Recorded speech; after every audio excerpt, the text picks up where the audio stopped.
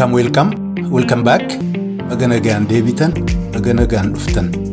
Kun podcastii Ilma Hormaati.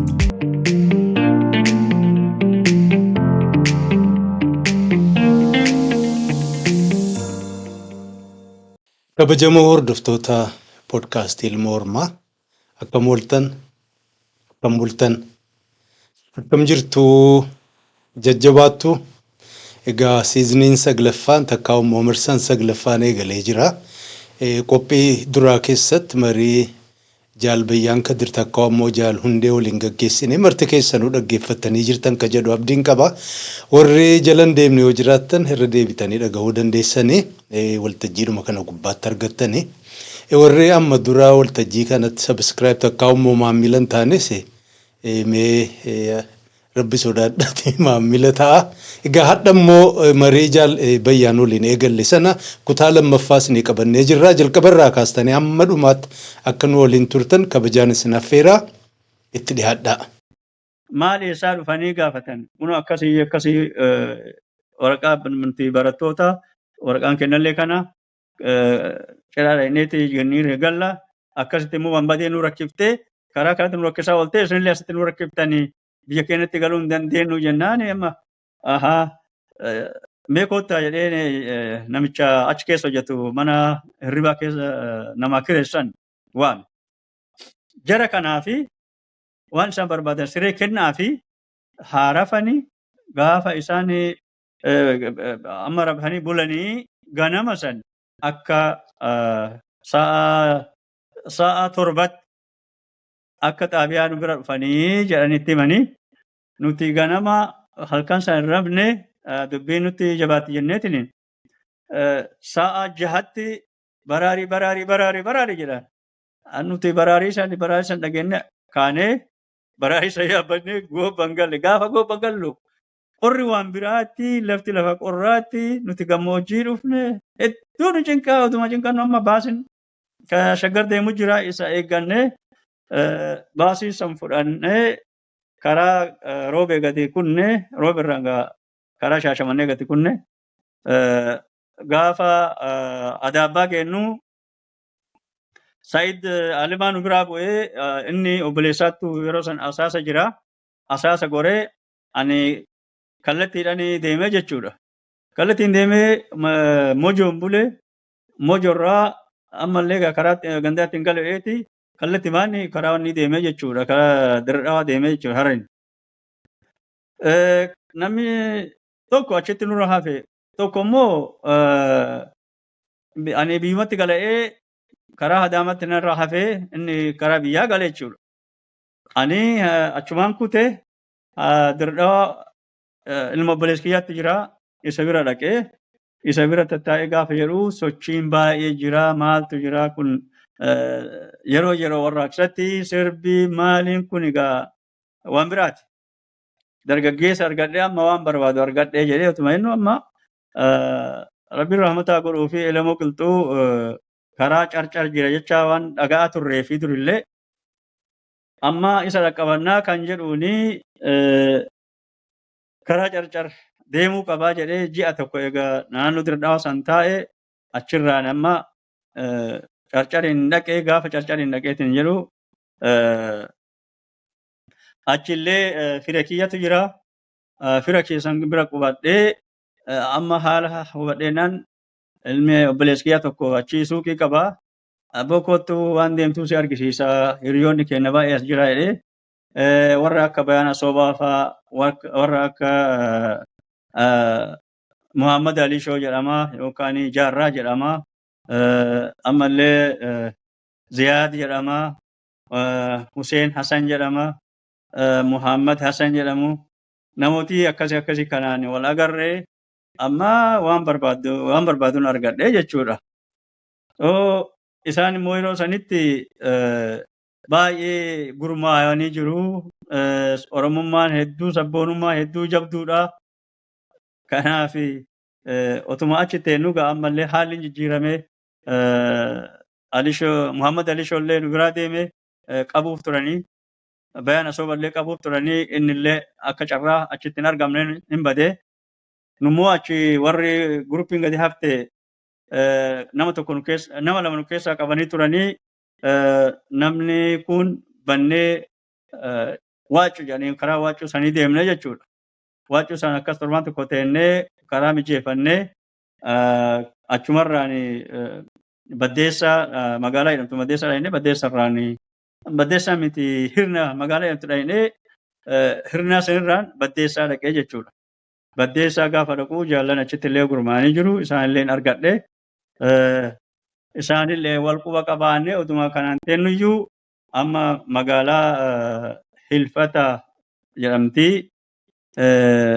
Hilfata keessatti wanti xiqqoo takka jira magaalaan Hilfataa sanii asitti maqaa isiin jala maqee jira.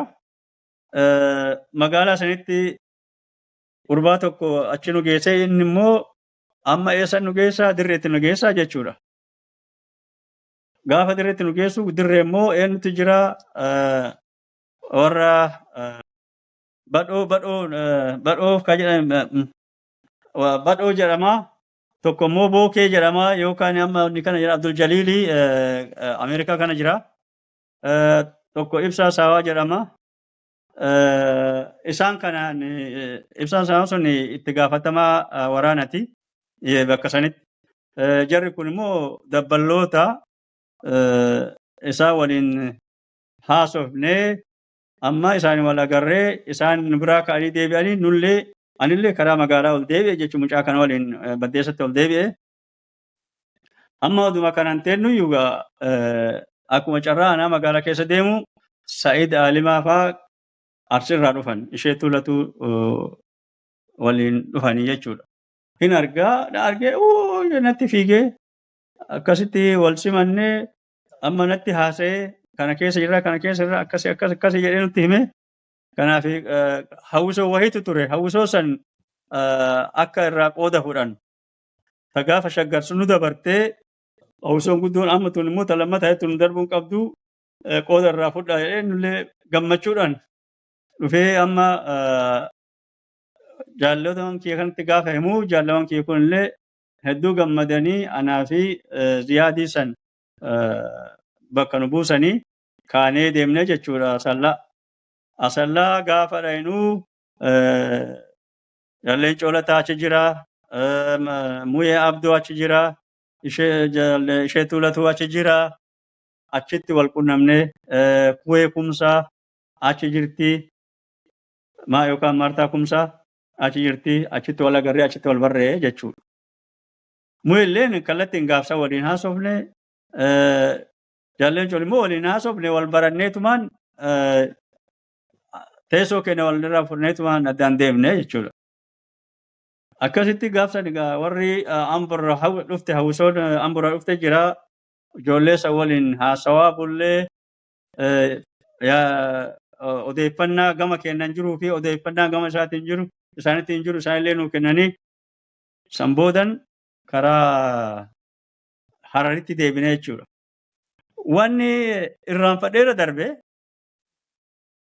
gaafa hawwisoo kanaaf affeeramnee deemnu kana dhaamsa yoo qabaatan dhaamsa kana isaanirraa fuudhee geessaa kan jedhu murteeffadhee karaa dirree qabsoo deebi'e jechuudha. Dirree qabsoo deebi'e akkasii jennaan sagalee bosonaa jalqaba Adda Bilisummaa Oromoo dirree qabsoo keessaa baase sagalee bosonaa lakkoofsa tokkoffaa achi natti kennanii isii fuudhee bakka hawwisoo kana geessee halkan san gammadanii sababa saniin gammachuun guddaan taayaa ture. Warri gartanii Adda Bilisummaa Oromoo waraana hin qabu homaa hin jiranii jedhus achirratti amanee san irraanfadhee bira darbee dhiifama. San boodan egaa nuti karaa Hararitti deebine. Gaafa Hararitti deebinu haalli hunda jeeqamee duraan mi'eessoon hedduu nu jeeqxee ijoollee teenya jajjaboollee nu biraa akka waliin teenne nu goote nullee akka hin teenne nu goote achi keessa immoo ihaabbaan baay'ee cimtuudha. Ihaabbaan hedduu nama rakkiftee isaan hidhutti nama kennan ijoollee nama lama nu jala hidhanii tokko achumatti rashananii tokko bakkuma rashanitti reeffa jala oolee bira jalaa bahee jechuudha. booddee Jabuutii deeme jechaan dhagahee Jabuuti irraa gara inni deeme hin beeku. Akka kanaan karaa qabsootitti dabalamuu danda'e isin jechuu barbaade. Egaa barakaa argadhaa seenaa jalqabarraa gara haala yeroo sana ture gaggabaabsitanii akka gaariin nu ibsitanii. Egaa jiruun jijjiiramaa jechuun haalli warraaqsaas humnoonni garaagaraa dargii fi akka Meeysoon dhiibbaa isin goggodhaa magaalaa keessaa tutturuunis egaa wareegama qaqqaalii kafalchiisuu eegalee. Sanduuba maaltu isin mudate garam deemtan warra kam waliin qabsoo itti fuftan? Ani akka walgahii asitti taate san magaalaa Saraatirraa akka deebi'een baadiyyaa keessa dhokadhee torbaan tokko ta'ee torbaan san tokko booddee Baddeessaa dhufee Baddeessarraanii kallattimaan deemee achi dhaqee jechuudha. Dhaamsallee jaraa geesse eegaa fadhaquu hoogganoonni adda bilisummaa Oromoo magaalaa irraa dhufanii achi seenanii jiru jedhanii ergaan tiyyallee odoo bakka hin gahiin akkasitti anuma biratti haftee jechuu kooti. San booda egaa qubannee maal taanee jenne booda egaa san akkaataa itti waan ittiin deebi'e ittiin hime sun himullee waan guddulloome taatee haftee garuu akkuma achi deebi'een qabsootti damakame jechuudhaan. Barri sun gaa 2007 ta'ee 6 ta'e san keessa. 1977. Naannoo san keessa. 76 dur 77 hayyee. Naannoo sana. Hayyee kun egaa dirree baatti toora Baddeessaatti. Baddeessaa odoo hin ta'in bookee jedhamti. Hayyee. Bookeedha. Kaadiyaaratti illee dabalamne nuti bookee xiqqootti itti dabalamne. Akka carraa ta'ee namni hedduu waan dargiin rakkisaa ture magaalaa keessaa haappaa kanallee waan qaqqabaa jiranii fi nama fixaa waan jiranii fi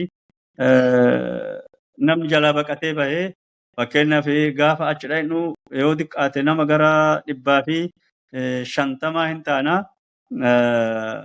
bakka bakka walitti dabalamne. San keessa rabbiin rahmata haa godhuu fi abdii qopheeffaatti ture jechuudha. Abdii qopheellee achitti wal agarre. Jaallonni keenyallee wanni gubbaa qorichaa karaa gubbaa qorichaa turanii achirraa dhufanii laga Saaqataa keessatti walgahii godhatanii walgahii sanirrallee achi turre bakka gaafa walgahii san achi ture jechuudha. Nuti yeroo sanitti wanni hin taane miseensummaa hin guunne garuu akka kaadhimaa adda bilisummaa Oromootitti achi turre jechuudha. Egaa walgahii xumuratanii wanni hundumtuu xumuramee namni ijaaramanii sirnaan ijaaramee bobbaa akka bobba'uuf qoodame san booddee egaa nuti Magarsaa Bariifaa waliin akka karaa asitti ol deebinu Daaroo Laboo keessa akka ol deebinu san murtaa'ee gara nama 16 abbaan biyyaa roobaa Kunfallee keessa jiranii nuti namni 16 kun Magarsaa jalatti ijaaramnee ol baanee isaan kun immoo warra gadi hafe amma Haramaayaatitti ijaaraa akka deemanii fi waa sirneessaa akka deeman. Kanaaf kun gaggabba'ee san booddee egaa walgahiin ta'ee walgahii ji'a 3 booddee walitti deebi'ee waraanni guutuun walgahiin godhamee bifa haaraan ammas waan haaraa gabaasaa walii kennamee akka sirnaatitti akka wal qunnamtiin kun akka ta'u jedhanii ji'a 3 booda wal arginanii addaan deemne jechuudha. Nuti karaa Arsii ol babbaanee jechuudha. Bifa kanaan kan karaa qabsootti dabalamuu kan dabalame isin jechuu barbaadeeti. Hayyee warra barris fagoodha. Jaallan amma yeroo sana walgahii gaggeeffatan keessaa warra Shaggar irraas dhufe keessaa kan yaadattan hin jira eenyufaa akka turan bakka sana? Isin yaadattan fakkeenyaaf. Jaal Magarsaa Barii. Jaal Baaruu Tumsaa. Jaal Abbaa Jaarraa Gadaa. Shaggar isaan doonteen achuma turanii warra qabsoo keessa warra dirree isaa keessa tokko jaarraa abbaa gadaati. Namooti kaan hin yaadadhu boodarratti yoo dhufe isinitti hima. Hayyee tole. Egaa isin gara Arsiitti achi isin dirqama fudhattanii bobbaatan toora nama 16 akka jedhu isin takka jettanii eegaluu deemtammoo isin dura ka toora sana Arsii keessa akka sossoo'u eegalee jira. Arsii keessa odoo magaalaa jiranii wanni jaarmaa yookaan dhaaba icaati jedhamtu akka ture icaa san jalatti gurmaayanii maqaa icaatinii ummata ijaaraa turan. Hedduu namni Oromummaa ofiitu ka beeke san jaarmaa saniin jechuun hin danda'ama. Qotee bulaa fi maaliin kun. Namootiin hedduun warri barateetiin hin jedhe baadiyyaatti bobba'ee warri an beeku keessaa warri akka Sayyid Alimaa, warri akka Jamaal Rawalee, warri akka Amaan Kadir,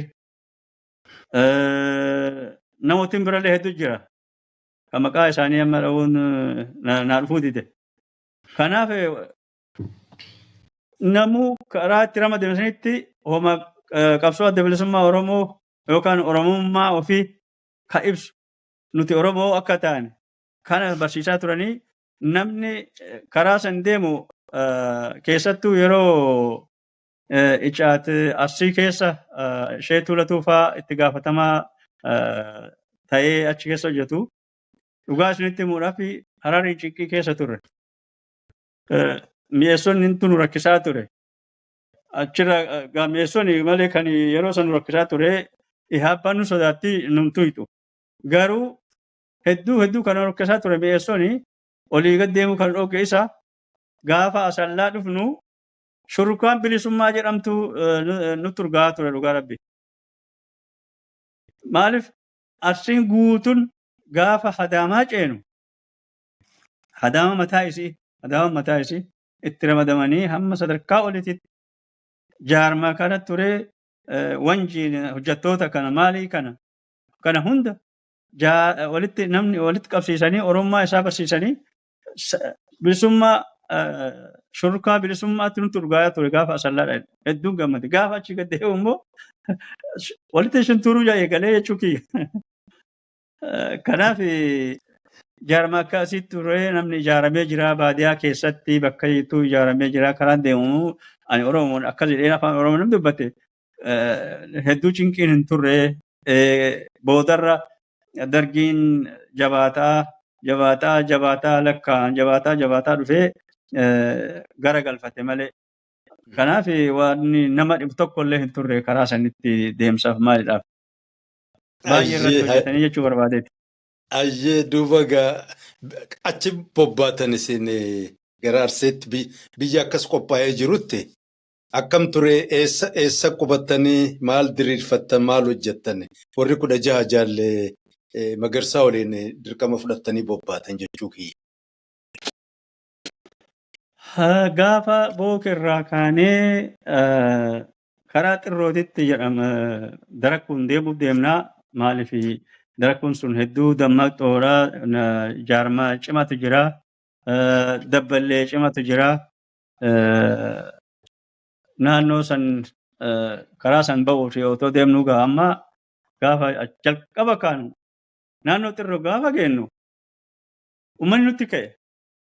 Maaliif loltuu dargiitirraa qawwee hiikkachuu baree qawwee isinirraa hiikkane nu rakkisa deemuu dadhabne cirallee hin ciranne yoo ganamaan waan akka hin qabnu ammas haara otoo kan jennu nu rakkisanii lakki nuti kanaa miti lakki abatanii kan malee eeboon nuti deemanii nuti qawwee harkaa qabna isaan eeboon nuti deemanii nurraa hiikkachuuf deeman lakki nuti akkasi maqalleetti waaman maal jedhan takka hidan guyyaa guutuu akkasitti nu rakkisan akka hin taanetti laga tokko gabbuune dhungata jedhamna fakkaata naannoo laayini suni laga san gabbuunee amma laga qabatanii nuti gubbarra jirra isaan laga qabatanii abadan hin dabartanii nuun jedhan.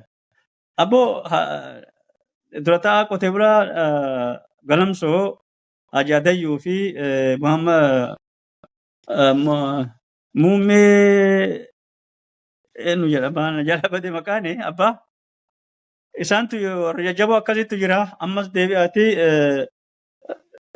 dabbalee cimaatu jira kan nuti biraa deemne Muhammad yookaan Muhammad Xaahir yookaan Xaahir Muhammad jedhama amma karaa Kanaadaa jira kana fakkaata akka dhagahutti baay'ee dabbalee cimaadha.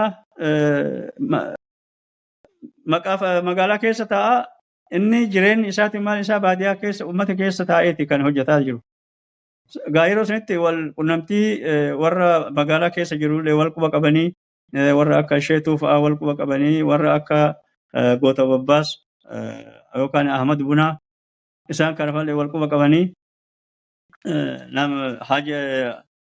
Haji Adayyuu fa'aa wal quba qabanii kanaaf isaan namni kun hedduu hojjetee jira. Qophaa'ee maqaa isaanii itti dhoofne didanii akka hin taanetti namni tokko fuudhee isaan oduu kan isaan bira gahee magaalaa Galamsoo geettee oduun kun achi as deebitee kunoo akkasii akkas kennaan abboo nama kennaa miti akkamitti akkana taatan. Amma booda barsiisaa tokko naannoo Darakuu san jira mul'is fira jaala abbaa gadaa jaarratii mul'is aadaa jedhaniini achi barsiisa. Dhagahee innis maraatee akkamitti akkas gootanii nuti baallamee fi karaa kana deemanii miti ijoollee keenya akkamitti wallaaltanii odoo isaan isitti maaliif akkana gootanii akkasitti xiqqoo nurraa gab jedhanii kasilaa nu fixuuf ka'an kaanee baddaa ol baanee waan barbaachisu hundaa godhannee achiin hara galfannee san booddee guyyaa lama immoo akkas oollee karaa Daaroo Labuu kunnee jechuudha nuti. Kana yoo isinitti immoo amma waa hedduu irra daddarbaatiin gaggabaabseetumaan haasa'e malee waa hedduu jira karaa kanarratti waan mudataa ture waan godhamaa ture hundi hedduutu jira. Kana biroo daddarbee akka naa beektan jechuu barbaadeeti. Gaafa kaani karaa Daaroo Labuutti kunnee jechuudha. Karaa Daaroo Labuu gaafa deemnu jidduutti roobni fi maaliin kunneen nu rakkisee daraboo mana jala bullee biyya nagaatti biyya bilisoomtee rakkoon hin jiru. Wardiyaallee hin baafanne maal hin jenne akkasumatti bullee gaafa kaani milkaa'ee lafa jedhamtu.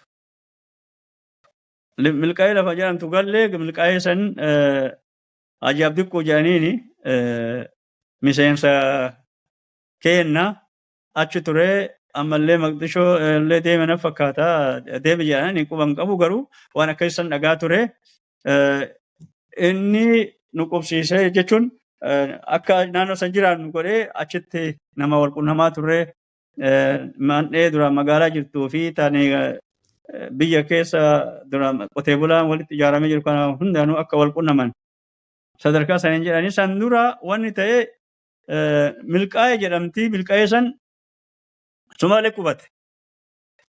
Sumaalee qubatee kunoo nu rakkiftee gabba'uun dhoggitee nyaata nu rakkiftee ijoollee akka barbaade nurraa gootii jedhee uummanni iyyatee akkasii hayyeega amma gaafa guyyaa sadi bullee gaafa kaani nuti karaa milkaa'ee sana garagalee jechuudha. Akka yeroo san tilmaamanii nutti himanitti gaa tilmaama nama naannoo saniiti. Sumaalonni loltuunis gara 400 taate jechuudha. Kanaaf gadi qajeelanii adda bilisummaa Oromoo dhufe jennaan akka jirutti wanni Sumaalee jedhamu magaalaa san gadhiiftee badde. Otoo takka hin lolin otoo maal hin jedhin. Nuti dhaqnee barnoota tokko naannoo san qubannee wardiyaa baafannee maal jennee namni nu simatee Oromoo naannoo san jirtu nu simattee nutti dhuftee booddee Sumaaleen sun manguddummaa ergatanii manguddummaa sanillee taa'anii akka nutti hin buune akka isinitti hin buune yoo nutti buutan akka isin dhiifne. Kuni maalirraa jiilan nuti rukunnee odoo hin ta'in gaditti naannoo jaajaatitti hedduu rukutanii hedduu fixan. kan kanarraa ka'ee sodaasan qabanii isaanumsantu baqatee gamanaan dhufee ture. Asitti illee nuti deebisan kan jedhuuni baqatanii jechuudha isaan.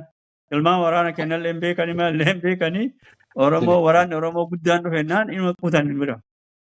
Akkasitti milkaa'een sun illee bilisoomte jechuudha. Baay'ee kabajamoo hordoftoota poodkaastii Ilma Hormaa sagantaa jaalbayyaan waliin qopheessine kutaa lammaffaa jalqabarraa kaastanii hamma dhumaatti nu waliin turtanii caqasuu daawwatuu keessaniif guddoon isin galateeffadha. Egaa sagantaa itti aanuun kutaa sadaffaa qabanne hamma walitti deebinutti nagaan nu tura. Bye bye.